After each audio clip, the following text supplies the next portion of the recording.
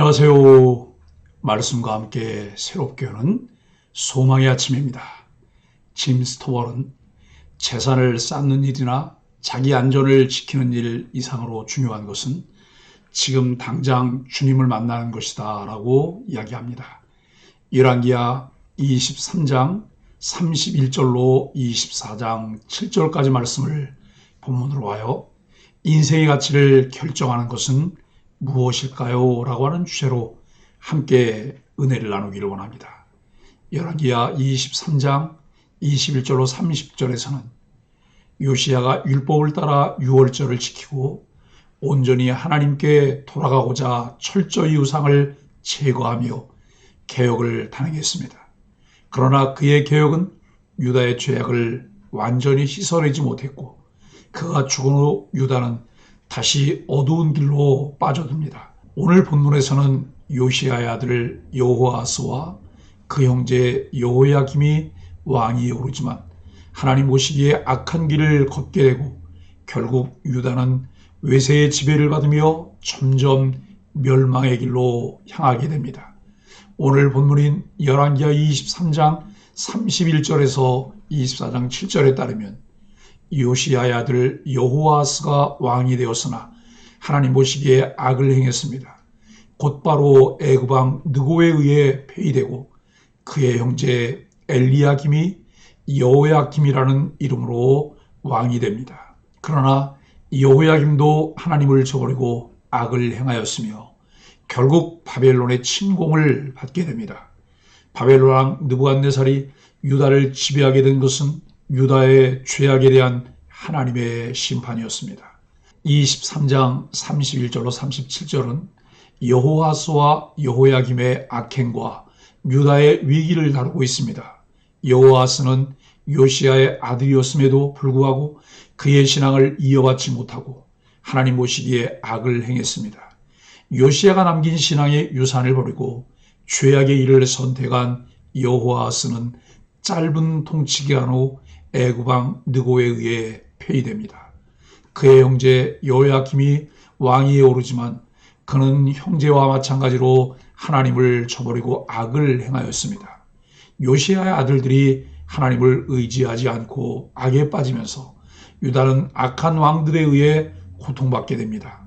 이는 인생의 가치를 결정하는 것이 단순한 왕의 자리나 외적인 성공이 아니라 하나님 앞에서의 순종임을 보여줍니다.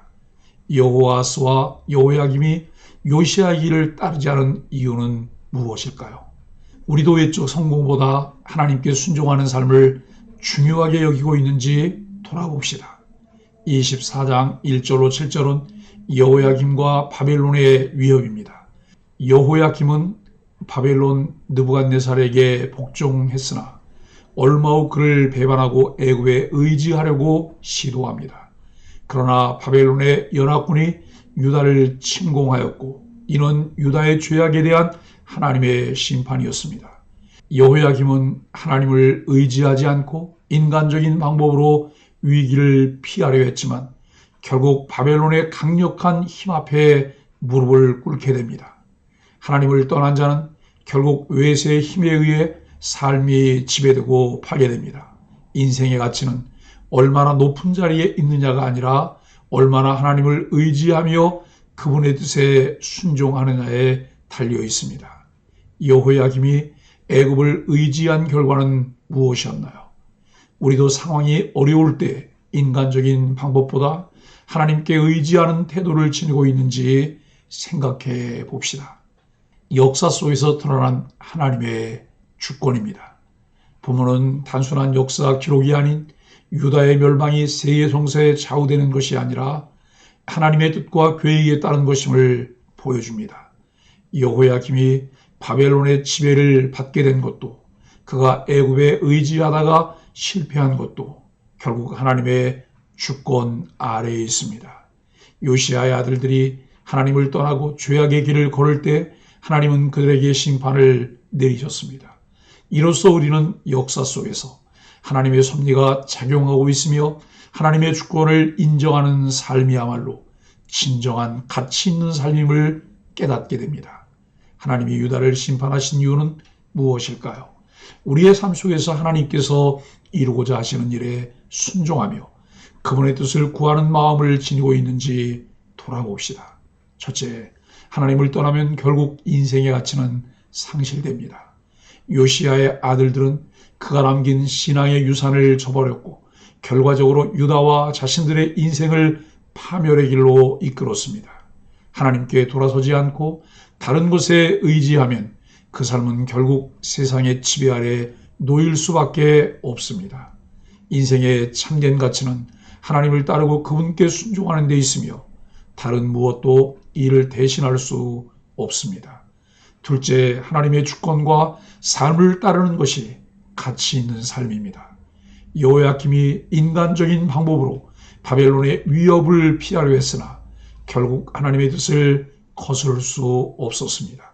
우리의 삶 속에서도 하나님이 주관하시는 일들이 펼쳐지며 우리는 그분의 주권을 인정하고 순종하는 삶을 살아야 합니다.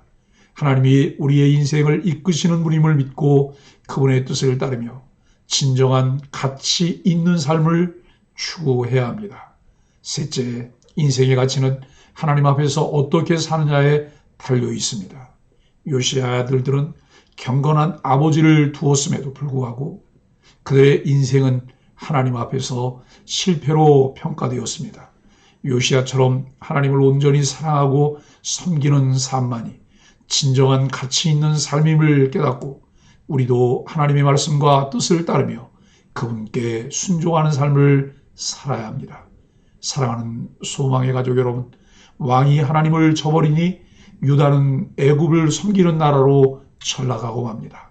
하나님께 드리던 헌금은 애굽에 바치는 세금이 되었고 하나님의 백성이 누리던 자유는 이방의 압제로 바뀌었습니다. 하나님 명령을 따르지 않으니 불의한 애굽 왕의 명령을 따라야 하는 비참한 신세가 되었습니다. 하나님을 섬기는 것은 단순한 종교 문제가 아니라 인생의 평안과 미래가 달린 일입니다. 창조주를 섬기지 않는 피조물에게는 괴로움과 패망이 따릅니다. 오늘 본문은 인생의 가치를 결정짓는 것이 외적인 성공이나 장수가 아니라 하나님께 얼마나 순종하고 그분의 뜻에 따라 사는가에 달려 있음을 보여줍니다.